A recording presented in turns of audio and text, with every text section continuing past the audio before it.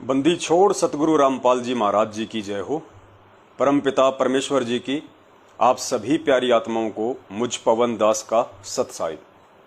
पुण्यात्माओं, दया परमपिता परमेश्वर सतगुरु रामपाल जी महाराज जी की, जिन्होंने एक बार पुनः आप और हम सभी भाई बहनों को सोशल मीडिया पे, फेसबुक पर लाइव साध संगति के माध्यम से एकत्रित होने का मौका दिया। ये उस बंदी छोड़ की इस कलयुग की बिचली पीढ़ी में आप और हम सभी आत्माओं पे विशेष रूप से उनकी दया है, उनकी मेहर है, उनकी कृपा है। और हम सभी चाहेंगे कि परमेश्वर अपनी ये दया हम पे सदा ही बनाए रखें, क्योंकि बिना उस परमेश्वर की मेहर और दया के हमारा बेड़ा पार होना बड़ा ही मुश्किल है। तो हमने हर स्थिति में उस परमेश्वर का अनुग्रह प्राप्त करना चाहिए, और परमेश्वर का अनुग्रह प्राप्त करने के लिए हमने उसके कृपा पात्र बने रहना बहुत ज़्यादा आवश्यक है। और उनके कृपा पात्र इस कलयुग की बिचली पीढ़ी में किसी की चापलूसी करके, किसी की चप्पल चाट के, किसी के तलवे चाट के, दो की चार करके, निंदा चुगली करके बिल्कुल नहीं कर सकते हैं। उसके लिए हमने उनके द्वारा बताए गए तत्व ज्ञान को आधार बनाना पड़ेगा। उस तत्व ज्ञान के आधार से ही परमेश्वर हमारे को सतलोक का रास्ता दिखा सकते हैं। यदि हमने गलती से, अनजाने में, नासमझी में उस पूर्ण परमेश्वर का जो कलयुगी परिवार होता है, जो इस कलयुग की बिचली पीढ़ी में परमात्मा एक भूमिका करते हैं, एक पिता की, बाप की, बेटे की, रिश्तेदारों की, ज्ञान आधार से हमें अपनी परख करवाने के लिए कि मेरे बच्चे मुझे पहचानेंगे या नहीं पहचानेंगे, या मैं किसी कमल के फूल पे प्रकट होऊंगा तभी लोग मुझे कबीर परमात्मा मानेंगे, या मेरे बच्चे मेरी समर्थता से परिचित हैं कि परमेश्वर जो चाहे सो कर सकता है, भरम पड़ो मत कोई, सेऊ धड़ पर शीश चढ़ाया पाछे करो रसोई। परमात्मा गर्भ वाली लीला भी कर सकते हैं, दुनिया को धोखा देने के लिए, काल भगवान से आंख में चोली करने के लिए, लेकिन उनके जो अपने बच्चे होंगे, जो हीरे मोती लाल होंगे, जिनके लिए परमेश्वर इस कलयुग की बिचली पीढ़ी में यहाँ आते हैं, उस परमेश्वर को ये पूर्णतया विश्वास होता है कि मेरे वो हीरे मोती लाल, जिनके लिए मैं अपना ये सतलोक छोड़ के कुछ समय के लिए उस गंदे लोक में जा रहा हूँ, वो आत्माएं मुझे जरूर पहचान लेंगी, चाहे मैं कैसा भी रोल करूं, चाहे मैं कैसी भी भूमिका करूं। अभी हमारे एक भगत भाई का सवाल था और उन्होंने कहा कि भगत जी, यदि सतगुरु रामपाल जी महाराज जी ही पूर्ण परमेश्वर हैं, पूर्ण परमात्मा हैं, तो जाहिर सी बात है भगत जी सतलोक में भी यही परमात्मा बैठे होंगे, इसमें तो कोई दो राय नहीं है। तो भगत जी फिर हम लोग कौन से भाव से उन्हें अपना परमात्मा माने? सतलोक वाले भाव से माने, क्योंकि सतलोक में तो हमने सुना है कि परमात्मा की दाढ़ी मूछ है, और यहाँ जो अब आए हुए हैं परमात्मा 8 सितंबर 1951 के दिन गांव धनाना, जिला सोनीपत, हरियाणा में प्रकट होके, तो यहाँ तो ना परमेश्वर की दाढ़ी है, ना मूछ है, बिल्कुल एकदम क्लीन शेव है। तो हम कैसे भगत जी ये पहचान करें कि ये वही परमात्मा है जो सतलोक में बैठा है? तो दास ने उसको समझा है कि भाई, परमात्मा की पहचान उसकी दाढ़ी मूछ से नहीं होती है, परमात्मा की पहचान उसके रंग रूप से नहीं होती है, परमेश्वर की पहचान उसकी समर्थता से, उसके गुणों से, उसके ज्ञान से होती है। और एक छोटी सी एक कहानी है जो परमेश्वर ने हमें सत्संगों में बताई थी। दास उस कहानी के माध्यम से आप जियों को समझाना चाहेगा कि हमारा जो ये भ्रम है कि क्या संत रामपाल जी महाराज जी वही परमात्मा है जो सतलोक में बैठे हुए हैं, जो वहां बैठ के सारे ब्रह्मांडों का संचालन कर रहे हैं, क्या ये वही परमात्मा है? तो पुण्यात्माओं, इस भ्रम को और इस धोखे से बाहर केवल हम पूज्य गुरुदेव जी के ज्ञान को आधार बना के ही निकल सकते हैं। दूसरा दुनिया में कोई रास्ता नहीं है। उसके लिए आपने छोटी सी एक कहानी सुननी पड़ेगी जो गुरुदेव ने किसी सत्संग में सुनाई थी। बहुत ही दुर्लभ है, वो सत्संग पता नहीं मिल ही नहीं रहा अब कहाँ है, लेकिन एक बार परमात्मा ने दास के कानों में डाला था तो दास को याद हो गई उन्हीं की आशीर्वाद से। तो गुरुदेव ने शायद वो सत्संग दास को इसीलिए सुनाया था कि ऐसा भी कोई सवाल संगत में आएगा कि लोग मेरी पहचान को लेके भी भ्रम में पड़ जाएंगे। हालांकि मैं उन्हें बार बार समझाऊंगा और मैं उन्हें बार बार कहूंगा, वेदों से दिखा के, सूक्ष्म वेद से दिखा के। 650 साल पहले जब मैं आया था तो मैंने धर्मदास जी को मैंने किस प्रकार से समझाया, सारे एग्जाम्पल मैं दूंगा संगत में, लेकिन फिर भी बहुत सारी शंकाएं, बहुत सारी भ्रमणाएं ये काल पैदा कर देता है। तो उसके लिए फिर परमात्मा ने अपने इन सत्संगों को ही एकमात्र सहारा चुना कि मेरे बच्चे मेरे मुख कमल से जो है सत्संग सुन सुन के और वो दृढ़ हो जाएंगे। तो गुरुदेव तो हमें कई बार बता ही चुके हैं कि वो परमात्मा यदि अपने वास्तविक एज इट इज रूप में, जैसे वो सतलोक में बैठे हैं, अगर उसी नूरी रूप में, अगर वो परमात्मा उसी तेज पुंज वाले रूप में जिसके एक बाल की शोभा 1 करोड़ सूरज और 1 करोड़ चंद्रमाओं के मिले जुले प्रकाश से भी कहीं ज्यादा है। तो पुण्यात्माओं, मानवीय शरीर पे 3.5 करोड़ रोमकूप होते हैं, 3.5 करोड़ बाल होते हैं एक व्यक्ति के शरीर पे। और जिस परमात्मा के एक बाल में इतनी रोशनी है, इतना तेज है, इतना नूर है एक बाल में, ये जो पृथ्वी लोक का जो हम सूरज देखते हैं, जो चांद देखते हैं, जो एक सूरज की रोशनी गर्मी के टाइम में दिन के 12 बजे हमसे सहन नहीं होती, उस परमेश्वर के एक बाल में इतना तेज है, नूर है, प्रकाश है, जितना 1 करोड़ सूरज और 1 करोड़ चांद, उससे कहीं ज्यादा। तो 3.5 करोड़ रोमकूप की उन बालों की कितनी शोभा होगी, कितना तेज होगा, कितना नूर होगा। तो वो हम अपने इन जो ये आंखें जो है हमारी जो हैं, जिनको चरम दृष्टि कहते हैं, इनसे हम नहीं देख सकते, इम्पॉसिबल किसी भी तरह से। उसको आभास करने के लिए, उसको देखने के लिए हमारी को दिव्य दृष्टि चाहिए, उस परमात्मा की पावर चाहिए, शक्ति चाहिए। तो मालिक को पता था कि अगर मैं मेरे इस वास्तविक रूप में वहां पे जाऊंगा तो मुझे कोई देख ही नहीं पाएगा, और जब मुझे कोई देख ही नहीं पाएगा तो मेरा ज्ञान कैसे समझेगा, मुझ पे विश्वास कैसे करेगा, मुझे तो भूत मान लेगा, मुझे तो प्रेत मान लेगा। क्योंकि काल ने ऐसी भ्रमणाएं फैलाई रखी हैं, दुनिया भर के लोगों में प्रेत आते रहते हैं, भूत आते रहते हैं, पित्र आते रहते हैं, ऐसे ही डांस करवाते हैं, तो सोच लेंगे कि ये भी कोई भूत है, कोई प्रेत है। इसलिए परमात्मा ने अपने उस तेज पुंज वाले शरीर को बहुत ज्यादा हल्का करके और एक मानव के जैसी उस परमात्मा ने भूमिका करनी पड़ती है, एक मानवीय शरीर उस परमात्मा ने धारण करना पड़ता है, हल्का करके जैसे आप और हमारा है, ताकि हम उस परमेश्वर को देख सकें, महसूस कर सकें, हम उनसे बात कर सकें, ताकि वो परमात्मा हमें अपना ज्ञान सुना सके, अपने ज्ञान का प्रचार कर सके। इसलिए उस परमात्मा को मजबूरीवश एक हल्का मानवीय शरीर धारण करना पड़ता है, आप और हमारे जैसा, हमें ज्ञान समझाने के लिए। इसलिए वो परमात्मा मानव शरीर में आता है। तो हमने उस परमात्मा के उस हल्के मानव शरीर को, उस हल्के तेजपुंज वाले शरीर को उनके ज्ञान आधार से ही समझना पड़ेगा। उसी के लिए परमात्मा ने कभी कभार अपने सत्संग में वो कहानी सुनाई थी, भील वाली। उस कहानी से पुण्यात्माओं आपके समझ में आएगा कि हमने उस परमात्मा को कैसे पहचानना है। तो हम कहीं धोखा ना खा जाएं, कोई भी काल का एजेंट हमारे को भ्रमित ना कर दे। इसलिए हमने सत्संगों को ही एकमात्र सहारा बनाना पड़ेगा। सत्संगों के अलावा कोई भी चीज इस दुनिया में हमारा सद्मार्ग नहीं कर सकती, बाकी हमें भटकाएंगे, भ्रमित करेंगे। केवल परमात्मा का सत्संग ही एकमात्र सहारा है, आज वर्तमान में भी और उनके सतलोक गमन के बाद भी। तो हमने हर स्थिति में परमात्मा के सत्संगों को ही आधार बनाना है। कोई व्यक्ति यदि उस परमेश्वर के आड़ में या उस परमेश्वर का नाम लेके आपको कोई आदेश देता है, कोई फरमान सुनाता है या कोई बातें बताता है, तो सुनने में कोई हर्ज नहीं है, क्योंकि परमेश्वर की चर्चा है, सबको सुननी चाहिए। परमेश्वर की चर्चा सुनने से भी पुण्य प्राप्त होता है। गुरुदेव कहते हैं, एक ने कही दूजे ने मानी, कहे कबीर वो दोनों ज्ञानी। लेकिन ऐसे नहीं मान लेना, जैसे वो बता रहा है वैसे ही मान लिया।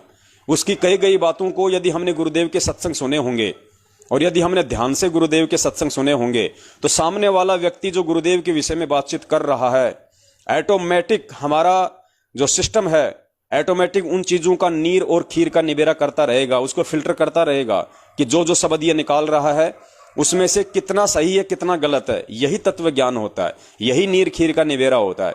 ऐसा नहीं है कि मैं घर पे जाके देखूंगा कि क्या सही है क्या गलत है, गुरुजी ने इस पुस्तक में कहां लिखा हुआ, वो नहीं। इसका मतलब उस आदमी ने अभी सत्संग नहीं सुने, और सुने हैं तो इस कान से सुने, इस कान से निकाल दिए। वरना जिस भगत ने ध्यान से परमेश्वर के सत्संगों को श्रवण किया होगा, सुना होगा, और उसके सामने यदि कोई चर्चा चलेगी, ऑटोमेटिक फिल्ट्रेशन होता रहेगा, वो उधर से शब्द निकालेगा, इधर से परमेश्वर फिल्टर करता रहेगा उस भगत के माध्यम से कि ये कितना सही बोल रहा है, कितना गलत बोल रहा है, तुरंत आप उसको बीच में टोक दोगे। तो परमेश्वर ने इसीलिए वो भील वाली कहानी सुनाई थी कि मेरे बच्चे, जब मैं इस पृथ्वी लोक पे उनको ज्ञान देने के लिए प्रकट होऊंगा अपने तेज पुंज वाले शरीर को हल्का करके, तो मेरे बच्चे मुझे पहचान लेंगे। पुण्यात्माओं, कहानी को ध्यान से सुनिए और कहीं भी हम धोखा ना खा जाएं, इसीलिए परमात्मा ने ये साध संगति के प्रोग्राम रखवाए हैं। इसमें ना मुझ पवनदास का कोई श्रेय है, ना इसमें आप लोगों का कोई श्रेय है, कुछ नहीं है। मालिक का ज्ञान है, परमेश्वर का दिया हुआ तत्व ज्ञान है। हम उस परमेश्वर के बच्चे हैं, तो बच्चा तो बाप की ही महिमा का गुणगान करेगा। बच्चा किसी पड़ोसी की महिमा का गुणगान थोड़े करेगा, फिर वो उस बाप का बेटा कहां हुआ? वो तो पड़ोसी का गुलाम हो गया, चापलूस हो गया। तो हमारे बाप के सत्संग हमारे बाप ने हमारे लिए किए, हमारे लिए हमारा बाप आया, तो हमारी क्या जिम्मेदारी बनती है? हमारे बाप के किए गए सत्संगों को, ज्ञान को आगे प्रचार करना, लोगों को समझाना, दुनिया वालों को बताना, ये आप और हमारी अहम जिम्मेदारी बनती है। अब वो जिम्मेदारी आप चाहे ज्ञान प्रचार के माध्यम से निभाओ, चाहे आप साध संगति के माध्यम से निभाओ, किसी भी तरीके से आप निभाओ। पुण्यात्माओं, ध्यान से सुनिए वो भील वाली कहानी, उससे आपका एक कंसेप्ट क्लियर हो जाएगा कि किस प्रकार वो परमात्मा अपने तेज पुंज वाले शरीर को हल्का करके आज हमारे सामने 8 सितंबर 1951 से गांव धनाना, जिला सोनीपत, हरियाणा की पावन भूमि पे प्रकट हुए हैं। पावन भूमि इसलिए कहा जाता है क्योंकि परमात्मा जिस जगह पे आते हैं, इस पृथ्वी के जिस कोने में, जिस देश में वो परमेश्वर आते हैं, सौभाग्य होता है वहां के लोगों का, उस पृथ्वी के उस जगह पे रहने वाले लोगों का सौभाग्य होता है कि वो परमेश्वर उनके लिए वहां आए। इसलिए उस धरती को भी धन्य बताया गया है।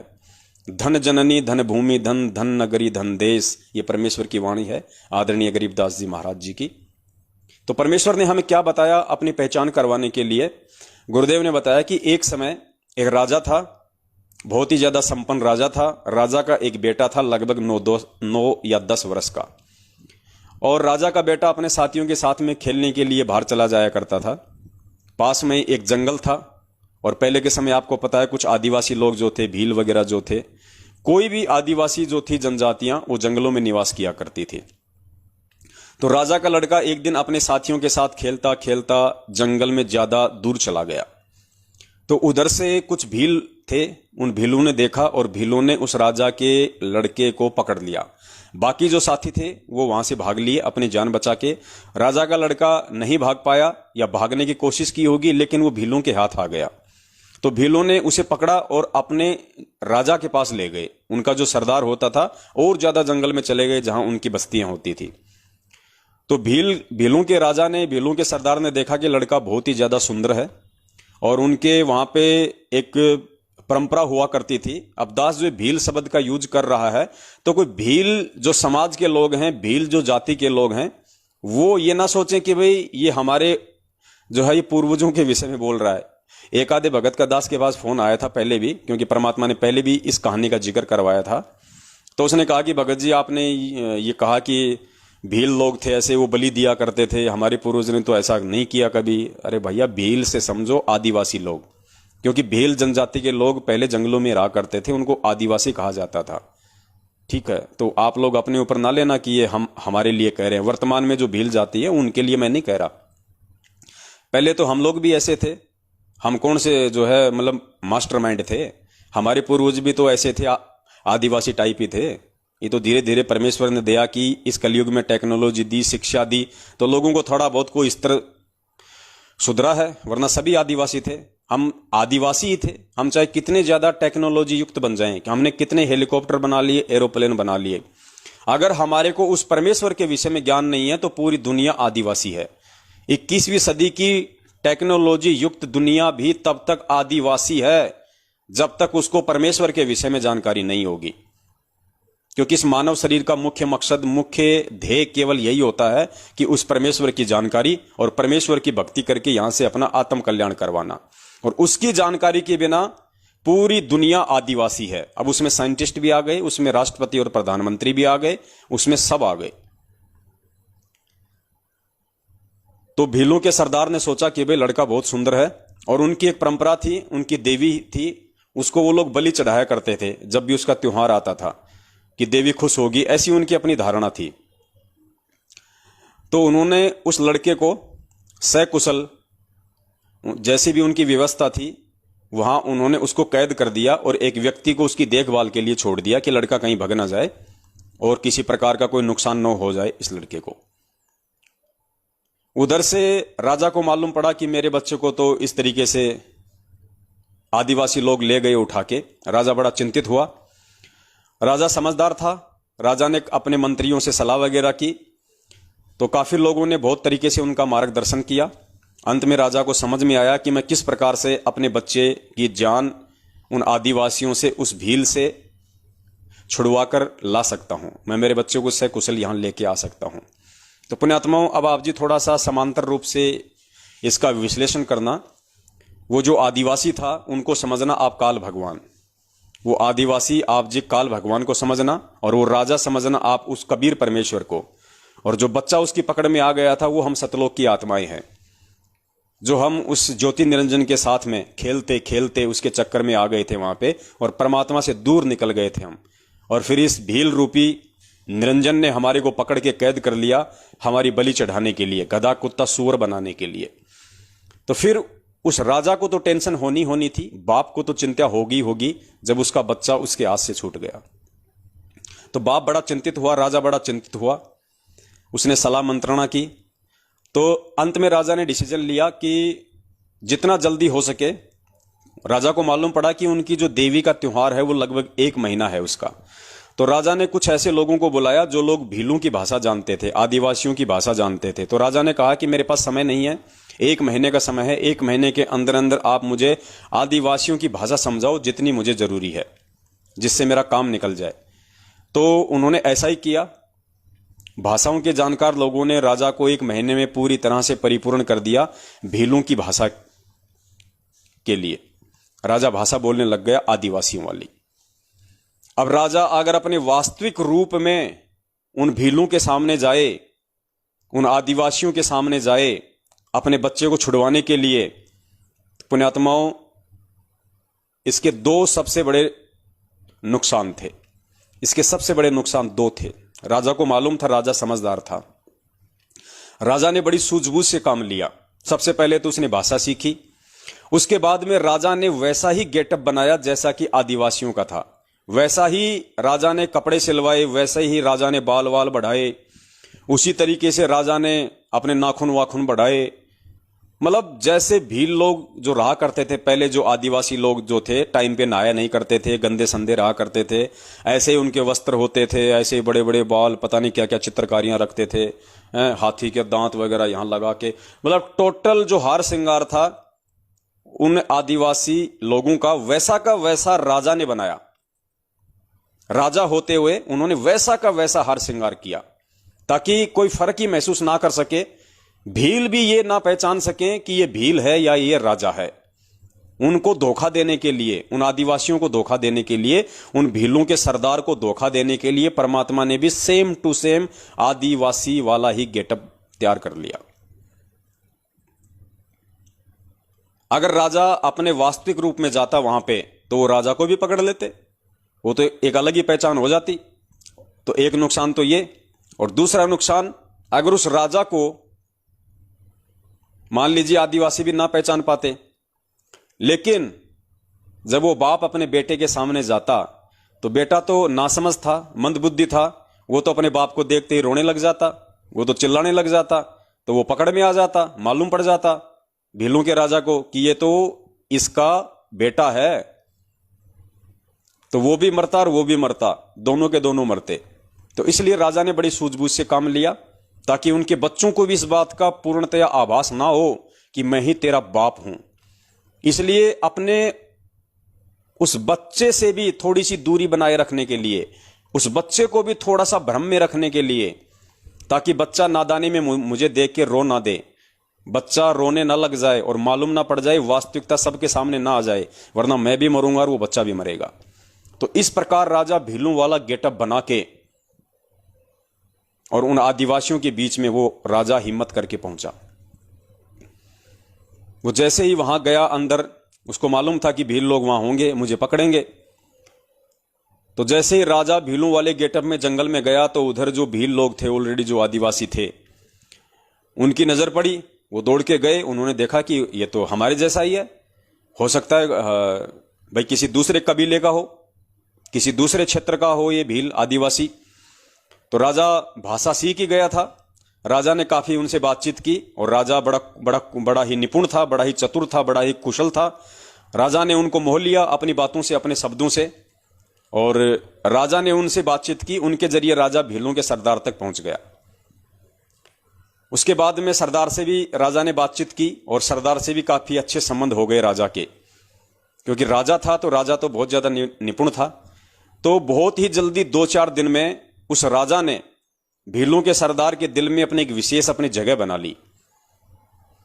आओ भगत करके राजा के साथ में बड़े प्यार से, बड़े अच्छे से बोलचाल करके, बाहरी क्षेत्र के विषय की जानकारियां देके, क्योंकि आदिवासियों को तो मालूम नहीं होता था बाहर की दुनिया का। तो इस तरीके से राजा ने एक विशेष जगह बना ली उसके अंदर। और राजा ने फिर कहा कि भाई आज के बाद में उस लड़के की जिम्मेदारी मैं इसको देता हूं, इस भील को देता हूं जो अभी अभी आया है नया नया। ये बहुत ही विश्वास पात्र है, बहुत ही चतुर है, और ये बच्चे का विशेष ध्यान रखेगा, और इसके माध्यम से हम बच्चे की हम बलि दिलवाएंगे तो देवी ज्यादा खुश होगी, ज्यादा प्रसन्न होगी। तो इस प्रकार से राजा वहां पे भीलों के बीच में पहुंच गया और राजा ने चाहा कि मैं अपने बच्चे को एक बार जाके देख लूं, मेरा बच्चा कैसा है कैसा नहीं है।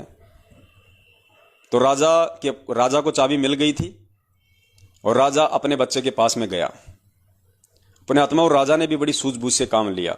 राजा ने भी कोई जल्दबाजी नहीं दिखाई, राजा ने भी कोई तत्परता नहीं दिखाई ये कहने की अपने बच्चे के सामने, या उसको ये समझाने की कि मैं तेरा बाप हूं, मैं तेरा पिता हूं। वरना राजा को मालूम था कि बच्चा भावुक हो जाएगा, बच्चा नादान है। अगर इसको मालूम पड़ गया कि ये भील के भेष में मेरा बाप है, मेरा पिताजी है, जो मैंने गलती की थी उस गलती से मुझे छुड़वाने के लिए यहां पे आया है, अपनी जान जोखिम में डाल के इन भीलों के बीच में, इन राक्षसों के बीच में, तो बच्चा रोने लग जाता, बच्चा भावुक हो जाता और हकीकत वहां पे सबके सामने आ जाती। राजा भी मरता, भील भी मरता। इस प्रकार राजा ने अपनी स्थिति को सही सही रूप से बच्चे के सामने नहीं रखा, अपनी आइडेंटिटी राजा ने अपने बच्चे के सामने नहीं रखी, ये उसकी मजबूरी थी। लेकिन उस बच्चे को समझाने के लिए, क्योंकि जैसा राजा कहेगा वैसा ही तो बच्चा करेगा, तभी तो वहां से वो दोनों निकल पाते। अगर राजा के कहे अनुसार अगर वो बच्चा अपनी क्रिया नहीं करेगा तो वो वहां से नहीं निकल सकता था। तो राजा ने बड़ी सूझबूझ से काम लिया। राजा ने उस बच्चे से कहा कि बेटा देख, तू मुझे इन बाकी भीलों की तरह भील मत समझ लेना, कहीं तू भी ये समझे कि मैं भी इनकी तरह जो निर्दयी हूं या मैं भी तेरे को मारना चाहता हूं। बेटा ऐसा नहीं है, बेटा मैं हूं तो भील, हूं तो मैं आदिवासी, लेकिन बेटा मैं तेरे पिताजी को जानता हूं और मुझे तेरे पिताजी ने ही यहां पे भेजा है, बहुत ही सूझबूझ से तेरे को यहां से बाहर निकालने के लिए। और देख, किसी से कुछ नहीं कहना, कोई जिक्र मत करना, और अगर तुझे यहां से बाहर निकलना है, तुझे अगर यहां से जाना है, तो बेटा मेरी प्रत्येक बात को मानना, मैं जैसा कहूं तुझे वैसा ही करना है, दूसरे किसी की बात पे यकीन नहीं करना, तो हम दोनों यहां से सकुशल बाहर निकल सकते हैं। मेरी एक योजना है, वो योजना मैं तेरे को बता रहा हूं। तो बेटे ने कहा कि जी ठीक है, अगर आपकी यही योजना है और आप चाहते हो कि मैं यहां से बाहर निकलूं, और आप मेरे पिताजी के भी जानकार हो, आप उनको जानते हो और मेरे पिताजी ने ही आपको यहां भेजा है, तो जी कोई दिक्कत नहीं, जैसा आप कहोगी मैं वैसा ही करूंगा। मैं किसी और की बातों में नहीं आऊंगा। कोई चाहे मुझे कितना ही भ्रमित करे, कोई चाहे मुझे कितने पीले पर्चे डाले, कोई चाहे मुझे कितनी फर्जी ऑडियो सुनाए, मैं जब तक आपके मुख कमल से नहीं सुन लूंगा, आपके आमने सामने बात नहीं सुन लूंगा, तब तक मैं किसी पे यकीन नहीं करूंगा। कोई आपकी ऑडियो रिकॉर्ड करके मुझे सुना दे तो भी मैं किसी पे यकीन नहीं करूंगा। बच्चा इतना समझदार था, और इतना समझदार होगा तभी वो वहां से निकल सकता था। और उस राजा ने बच्चे को वास्तविकता नहीं बताई कि मैं ही तेरा बाप हूं, और ना ही अपना रूप भील वाला उतार के उसको दिखाया, वरना बच्चा नादान था, राजा को पता था सारा खेल बिगड़ जाएगा। इसलिए उसने छुपाया अपने आप को, और उसने पूरी उस जो प्लानिंग थी उस राजा ने उस बच्चे को बताई कि बेटा अभी इनका त्योहार आएगा 3 दिन बाद में, और त्योहार से 1 दिन पहले ये लोग जश्न मनाते हैं, खाते हैं, पीते हैं, शराब पीते हैं। तो बेटा मैं ऐसा करूंगा, उस रात को ये मेरे पे विश्वास करने लग गए, ये मुझे पहचान नहीं रहे कि मैं तेरा बाप हूं। ये धोखे में है, ये भील का राजा, ये भीलों का राजा धोखे में है। मैं इसको धोखा दे के आया हूं, गेटअप चेंज करके आया हूं। इसको नहीं पता मेरी स्थिति के बारे में, मैं कौन हूं। ये मुझे अपने जैसा ही समझ रहा है, ये धोखे में है। तो बेटा ये काम करना, इनका त्योहार आ रहा है परसों, और कल रात को जब ये जश्न मनाएंगे, तुम ये जो शराब पिएंगे, जो लड्डू खाएंगे, तो मैंने बेटा उन लड्डुओं में भांग मिला दी है। भांग, नशे की दवाई डाल दी मैंने उनमें, जो मैं लेके आया था। और रात को ये सारे के सारे जो है ये बेहोश हो जाएंगे। किसी को कुछ नहीं पता चलेगा ये कौन कहां सो रहा है, कहां क्या पड़ा है। और तू बिल्कुल चौकन्ना रहना, तू सो मत जाना उस दिन, कहीं तू सो जाए फिर मैं चिल्लाऊं तेरे को जगाने के लिए। और मैं चुपचाप से आऊंगा तेरे पास में, और मैं चाबियां खोलूंगा, और बिना किसी आवाज के चुपचाप जैसा मैं संकेत करूं वैसे वैसे मेरे पीछे पीछे चलते रहना। दौड़ने के लिए कहूं तो दौड़ लगा देना, चुप रहने के लिए कहूं तो चुप रहना। जी ठीक है, क्योंकि बच्चे को भी असल में वहां से बाहर निकलना था। उसको भी मालूम पड़ चुका था कि मैंने बहुत बड़ी गलती कर दी है इन भीलों के हाथ लग के। और जो सुख, जो भोजन, जो इज्जत जो मुझे वहां मिला करता था मेरे पिताजी के वहां पे राजमहल में, वो मुझे यहां नहीं है। यहां मुझे काली कोठरी में डाल दिया। मुझे बात बात पे डराते हैं, धमकाते हैं, तेरी वैक्सीन लगाएंगे, तेरे ये करेंगे। कोई भी आता है मुझे गालियां निकाल देता है, कोई भी आता है मुझे समय पे खाने को नहीं देते, कोई भी आता है मेरी पिटाई कर देता है, तुझे मारेंगे, तुझे काटेंगे।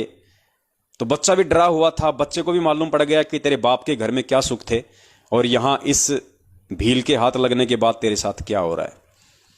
तो बच्चे ने वैसा ही किया। और जैसे उनका त्योहार आया, उस दिन उस राजा ने अपनी प्लानिंग के तहत उनके लड्डुओं में भांग मिला दी। जो शराब थी उसमें कुछ ऐसी चीज मिला दी जिससे कि सब पिए, सब बेहोश हो जाएं। तो घंटे 2 घंटे बाद में सबको नींद के लटके आने लग गए, सब बेहोश हो गए, सब गिर गए। राजा तुरंत गया, राजा ने चाबी खोली, बच्चे को बाहर निकाला, तुरंत बच्चे का हाथ पकड़ के और उसको वहां से ले गया, और कहा कि बेटा रुकना नहीं, 2-3 घंटे, जब तक हमारा जंगल का सफर पूरा नहीं हो जाता तब तक बेटा रुकना नहीं है, चुपचाप रहना, किसी को कुछ मत बताना।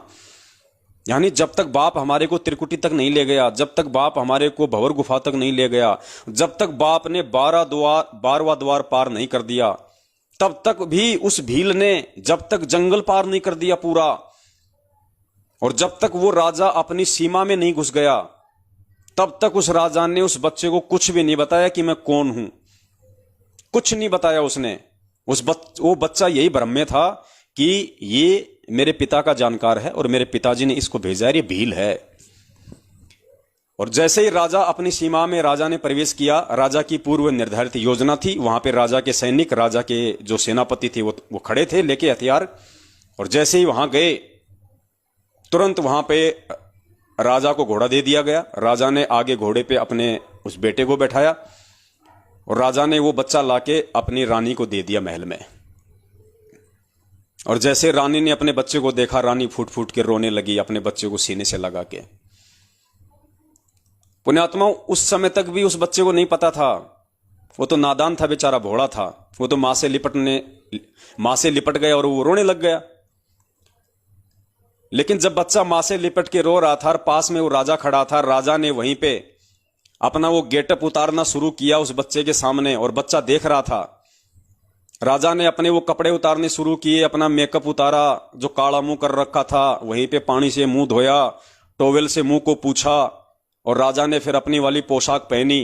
तो बच्चे को सारा माजरा समझ में आ गया, बच्चे को टोटल कहानी समझ में आ गई। बच्चा अपने बाप से लग के रोने लग गया, चिल्लाने लग गया। बच्चा सुबक सुबक के रोने लगा, बच्चा अपने बाप से लिपट के, और कहने लगा कि पिताजी आप थे, मैं तो आपको बिल्कुल भी नहीं पहचान पाया। आप इतने दिन वहां रहे मेरे साथ में, आपने अपना भेद नहीं बताया मुझे, आप केवल संकेत करते रहे कि मुझे तो तेरे पिताजी ने भेजा है, मैं तो तेरे पिताजी का जानकार हूं, और मैं तो तेरे पिताजी के आदेश से तेरे को लेने आया हूं। आपने मुझे कुछ नहीं बताया, और मैं भी नहीं जान पाया आपको कि आप ही मेरे पिताजी हो। और बच्चा फूट फूट के रोने लगा, अपने बाप से लिपट के फूट फूट के जो है वो रोने लगा। पुण्यात्माओं, ये स्थिति है आज वर्तमान में परमपिता परमेश्वर सतगुरु रामपाल जी महाराज जी की। इस प्रकार से वो कबीर परमात्मा आज आप और हमारे लिए इस पृथ्वी लोक पे वो सारे कष्ट, वो सारे दुख उठा रहा है परमात्मा। वो परमात्मा हमारे लिए एक भील बन रहा है, एक आदिवासी बन रहा है परमात्मा। हमारे लिए वो समर्थ राजा इस काल के लोक में आके लोगों की गालियां खा रहा है, लोगों की पिटाई सहन कर रहा है वो परमात्मा। और हम मंदबुद्धि उस परमेश्वर को पहचान नहीं पा रहे। हम कह रहे हैं कि ये तो आदिवासी है, ये तो भील है, लेकिन वो भील नहीं था, वो परमात्मा था। वो जानबूझ के अपनी पहचान नहीं करवा रहा था।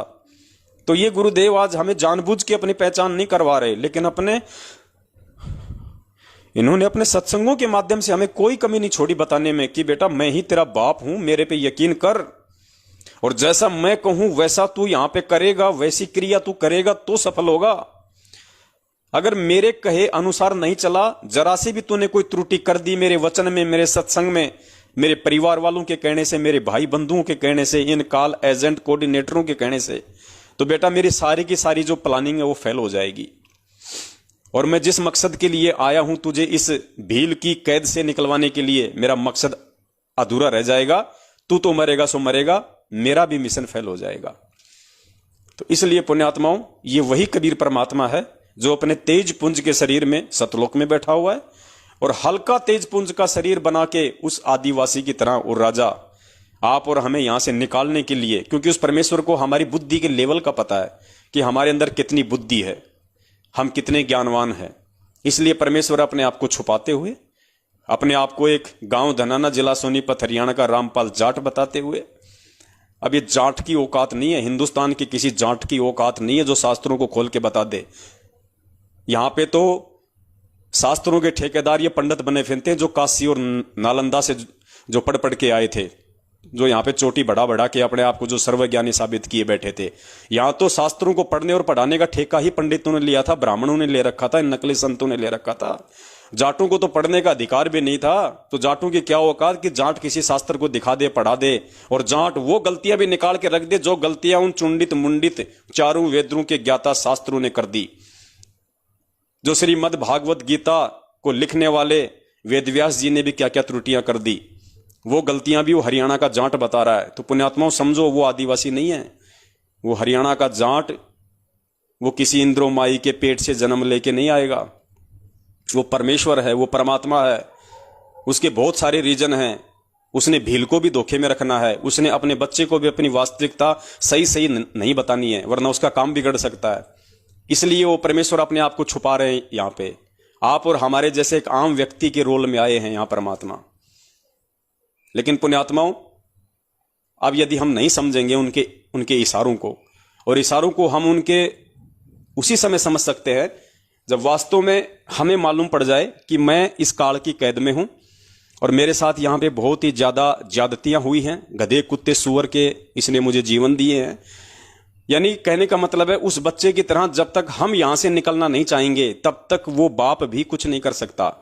अगर वो बच्चा ही मान लीजिए उन भीलों के साथ में रम जाता, उन भीलों के बच्चों के साथ में खाना खेलना हंसी मजाक करने लग जाता, उन्हीं को अपना घर बना लेता, सोचता मैं तो यही ठीक हूं, मैं वहां नहीं जाऊंगा, यहां तो मेरे यार हैं, मेरे दोस्त हैं, मुझे खाने पीने की कोई दिक्कत नहीं है, वो बच्चा अगर यही मान लेता तो बाप उसको कैसे निकाल के लेके आता। तो पुण्यात्माओं, हमने इन चीजों को अब समझना पड़ेगा।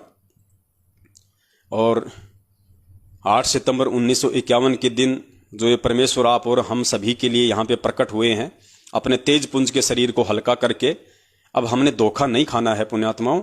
ऐसा कोई सबूत, ऐसा कोई प्रमाण इस परमेश्वर ने दिखाने में कसर नहीं छोड़ी है जो ये साबित ना करता हो कि संत रामपाल जी महाराज जी ही पूर्ण परमात्मा है। और पूर्ण परमात्मा है तो पूर्ण परमात्मा किसी मां के गर्भ से नहीं आएगा। इस चीज को भी हमने अपने दिलो दिमाग में बैठा लेना है। मस्तक लाग रही मारे गुरु चरणा की दूर, मस्तक मारे गुरु चरणा की दूर, मस्तक जब ये धूल चढ़ी मस्तक पे, जब ये धूल दूर जा हो गई दूर, हमारे गुरु चरणा की दूर ईड़ा